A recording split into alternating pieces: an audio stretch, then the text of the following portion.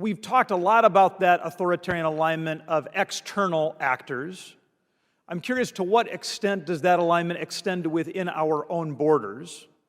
To what extent has the Chinese Communist Party identified and invested in partners that seek to undermine our country from within? That was one of the great concerns we saw when I was director of the CIA. It was obvious that China had an extensive intelligence network at play through their technology, whether it was Huawei or other sales, that they were using that for intelligence. They are very aggressive within the United States now on disinformation. Putin waged a disinformation campaign. China's doing exactly the same thing, using artificial intelligence very effectively to spread disinformation and misinformation in this country. That we should never forget this information space in social media and how the Chinese Communist Party has communist-directed entities that are on every one of our children's cell phones, passing information that is deeply filtered, designed for our young people here to undermine their idea and their understanding of America and our foundational ideas. We have to take serious action there.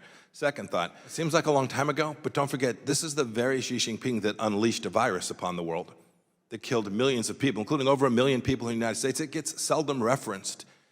It's hard to imagine the staggering impact that COVID had on the world, and yet no one's held Xi Jinping accountable, not for the leak from his lab, which happened, but for the fact that once he was aware that he had a leak from his lab of a relatively lethal, relatively contagious virus, he foisted it upon the world. He made a decision to hide the data, to hide the information, to off the researchers, and to put thousands of people on airplanes and transit them across the world with the death and destruction and the economic harm that followed from that. This is the very same Xi Jinping that is working here in the United States against us.